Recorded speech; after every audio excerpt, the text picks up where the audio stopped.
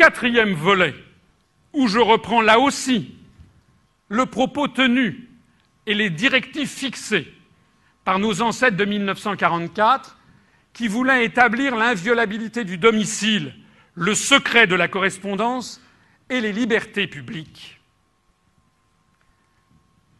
Nous assistons depuis plusieurs années à une remise en cause rapide, discrète, de nos libertés les plus fondamentales.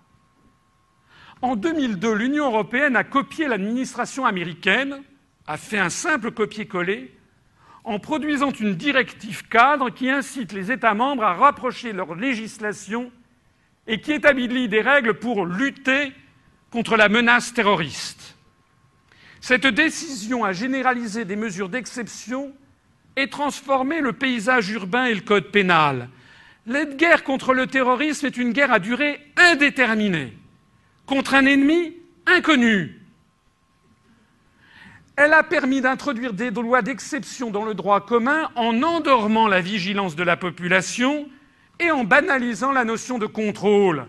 Les gens ont fini par accepter d'être tracés, contrôlés, sous prétexte qu'ils n'ont rien à cacher. Alors, par exemple, nous avons maintenant constamment dans les villes de France des militaires en armes. Vigipirate est devenu permanent. Ça avait été conçu en 1978, alors que l'Europe était confrontée à une vague d'attentats. Ce plan a été démultiplié au lendemain du 11 septembre 2001 et il est désormais maintenu en niveau rouge de façon continue depuis plus de 6 ans, depuis les attentats de Londres en 2005. La dernière version du plan en vigueur depuis janvier 2007 est fondée sur un postulat clair. La menace terroriste doit désormais être considérée comme permanente. Vigipirate définit un socle de mesures appliquées en toutes circonstances, même en l'absence de signes précis de menace. 1 millier de militaires des 3 armées sont donc mobilisés en permanence pour appuyer les forces de police et de gendarmerie. Ils effectuent des patrouilles dans les gares, les aéroports, les ports, ainsi que des points sensibles, comme les sites touristiques. Nos ancêtres de 1944, s'ils revenaient en France et qu'ils voyaient ça, ils diraient « Mais qu'est-ce que c'est que ce pays ?» On a fini par habituer les Français à quelque chose qui n'est pas habituel. Ça n'est pas normal.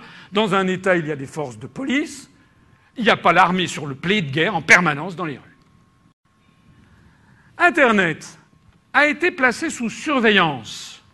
En 2009, la France a procédé à 514 813 demandes d'accès au log, c'est-à-dire pour savoir qui a téléphoné ou envoyé un mail à qui, quand, d'où, pendant combien de temps, et tout ceci étant conservé par les opérateurs de téléphonie et les fournisseurs d'accès à Internet.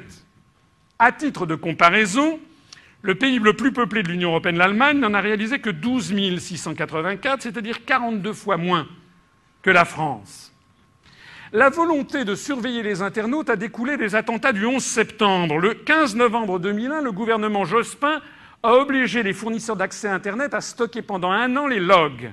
La loi sur la sécurité intérieure, la LSI du 21 janvier 2003, a rendu ce dispositif définitif. Censée prévenir les menaces d'attentats, la surveillance des internautes est aujourd'hui totalement séparée de l'existence ou non d'une menace terroriste. La surveillance d'Internet échappe désormais à toute procédure judiciaire pour se placer sous le contrôle direct de l'État. Est-ce que vous trouvez que c'est normal ? Il y a mieux. Avez-vous entendu parler du projet INDECT ? INDECT a été lancé confidentiellement le 1er janvier 2009 par l'Union européenne grâce au soutien financier de la Commission, qui a déjà investi plus de 15 millions d'euros dans une affaire qui est prévue pour s'étaler jusqu'en 2014. INDECT, ça veut dire Intelligent Information System Supporting. C'est écrit en européen.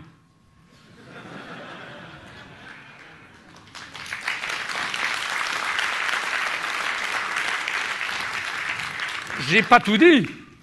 Intelligent Information System Supporting Observation, Searching and Detection for Security of Citizens in Urban Environment. Le projet européen INDECT vise à réaliser une détection automatique des menaces avérées et des comportements anormaux ou potentiellement dangereux se manifestant au sein des sites web, des forums de discussion, des serveurs de données, des échanges peer-to-peer ou même des PC individuels. Ça a prévu pour arriver en 2014, chers concitoyens. Des agents informatiques ou des programmes spécialisés seront chargés d'explorer les échanges et de signaler les risques à travers des plateformes d'échange et de mise en mémoire de données personnelles ou non. Des moteurs de recherche adéquats seront développés. S'y ajoute le développement exponentiel des caméras de surveillance. Adoption en 2010 de la loi de programmation pour la performance de la sécurité intérieure, la LOPSI 2, l'État pourra désormais imposer aux municipalités l'installation de caméras dans 3 cas: la prévention des actes de terrorisme, c'est quand même très vague, les sites d'importance vitale ou les intérêts fondamentaux de la nation. On pourrait dire aussi au risque de pluie. L'État a décidé de multiplier par 3 le nombre de caméras qui passeront de 20 000 à 60 000 d'ici à quelques jours, à fin 2011, dont 1 millier à Paris. Ça veut donc dire quand même que nous en sommes maintenant à 1 caméra de surveillance pour 1000 habitants. Je ne sais pas si vous vous rendez compte de ce que ça donne. Voici les caméras à Paris.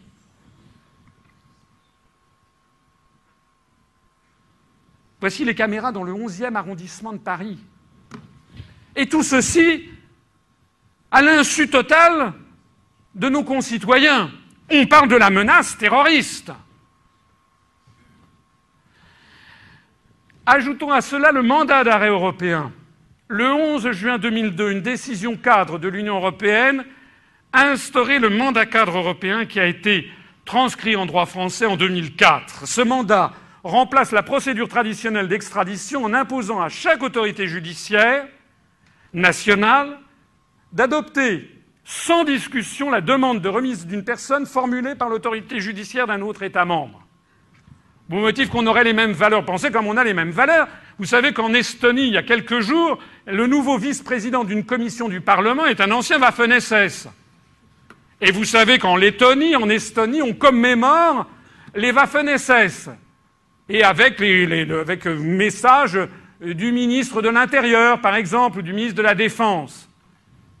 On ne trouve pas ça, évidemment, on ne trouve jamais ça sur TF1. Il faut aller sur RIA Novosti pour avoir les photos et pour avoir les informations réelles. L'objectif affiché de ce mandat d'arrêt européen est la construction d'un espace de liberté, de sécurité et de justice au sein de l'Union européenne à travers une procédure plus simple, plus efficace et plus rapide. Mais en fait, loin d'unifier le droit au niveau de l'Europe, le mandat d'arrêt européen étend au contraire à toute l'Union européenne le champ d'application des procédures d'exception et les lois liberticides spécifiques à chaque État membre. Puisque qu'est-ce qu'a fait le génie de l'Europe ?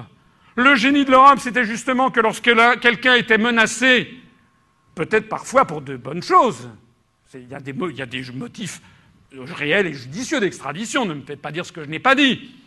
Mais quand quelqu'un était menacé pour ses écrits, ses opinions publiques, ses opinions politiques, il allait se réfugier dans un autre État. On a de nombreux exemples de l'histoire de l'Europe. Léonard de Vinci, Descartes, Rousseau, Sigmund Freud.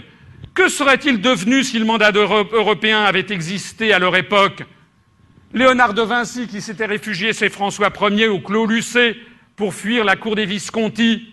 Descartes, qui s'était réfugié aux Pays-Bas pour écrire le discours de la méthode. Voltaire, qui se réfugiait en Suisse ou éventuellement en Prusse, parce que ses pamphlets lui valaient la vindicte de la monarchie française.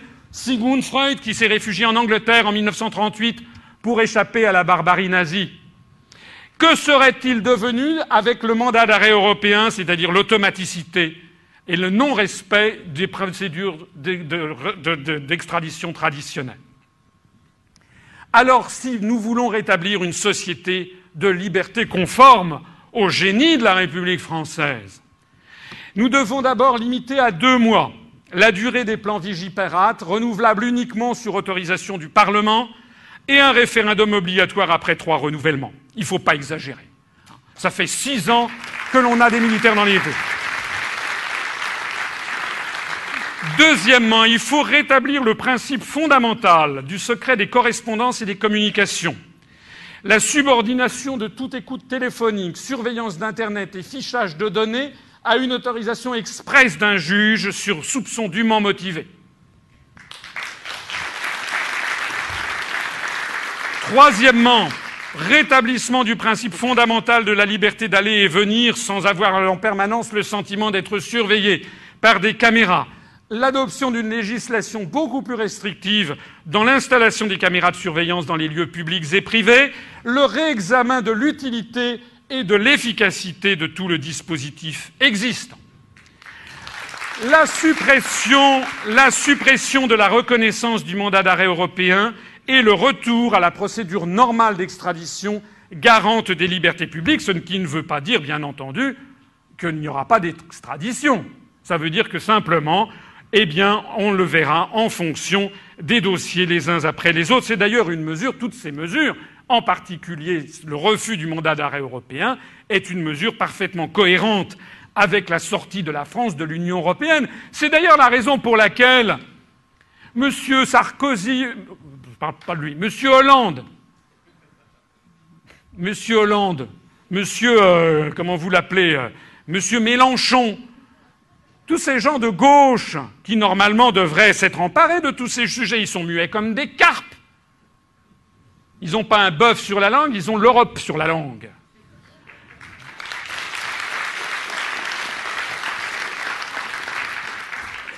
Le retrait immédiat de la France du réseau INDECT, l'interdiction absolue de tout système de puçage RFID sur les êtres humains.